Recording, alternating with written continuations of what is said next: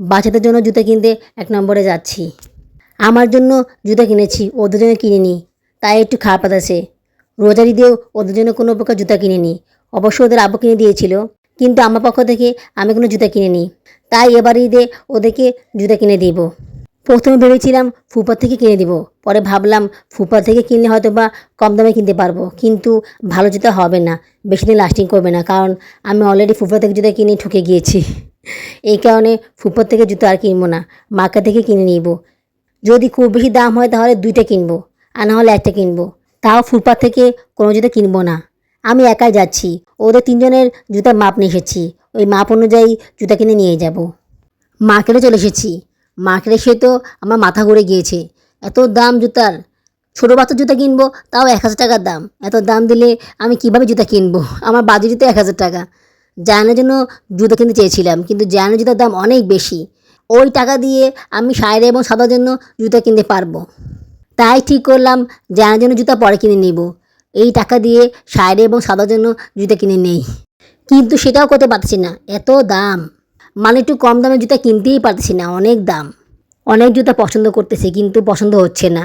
কিছু জুতা আছে দাম কম কিন্তু ডিজাইন সুন্দর না, আবার কিছু জুতা আছে অনেক সুন্দর ডিজাইন কিন্তু দামটা অনেক বেশি। মানে কম দামের মধ্যে সুন্দর জুতা খুঁজে পাচ্ছিলাম না। তার মধ্যে আবার যে জুতাটা ওদের আব্বু কিনে দিয়েছিল সেরকম সেম জুতা পেয়েছিলাম, ওটাও কম দামে পেয়েছিলাম, কিন্তু ওই জুতা তো ওদের আব্বু কিনে দিয়েছে সেম জুতা, ওটা কেনা যাবে না। একটু ডিফারেন্ট টাইপের জুতা কিনতে হবে, যাতে করে ওদের পছন্দ হয়। এই জুতাটা আমার খুব পছন্দ হয়েছে, ডিজাইনটা অনেক সুন্দর আর দামও কিছুটা কম আছে।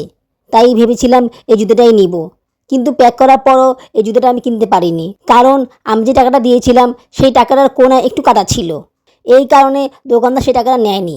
আমি বললাম এটা কোনো সমস্যা নেই, 1000 টাকা নোট কোণায় একটু ছিঁড়া, এটা কোনো সমস্যা নেই, এটা মাঝখানে তো ছিঁড়া নেই। কিন্তু ওই লোকটা এই টাকা নিলই না, বলতেছে আপনারা ভাঙ্গাই নিয়ে আসেন। এই কারণে রাগ করে এই দোকানে আর আসলাম না, পাশে অন্য দোকানে চলে গেলাম। ওই দোকানে এই জুতো পেলাম না, কিন্তু অন্য ডিজাইনের জুতো পেলাম। এই জুতোটা আমার কাছে খুব পছন্দ হয়েছে, এটাই নিলাম। টাকা দেওয়ার সময় ভয় ভয় ছিলাম, কিন্তু কোনো সমস্যা হয়নি। দোকানদার সেটা খেয়ালই করেনি। এই সামান্য একটু ছিঁড়া কেউ কি খেয়াল করে? করে না। আর করলেই বাকি, এটাকে কেউ হিসাবই করে না। আসলে টাকাটা তোমাদেরকে দেখানো দরকার ছিল, আমি কেন যে সেটা ভিডিও করলাম না। আমি প্রথমে একটা দোকানে শাড়ি এবং সাদার জন্য জুতো 2টা পছন্দ করেছিলাম, কিন্তু সেখানে দামই মেলেনি, তাই নিতে পারিনি।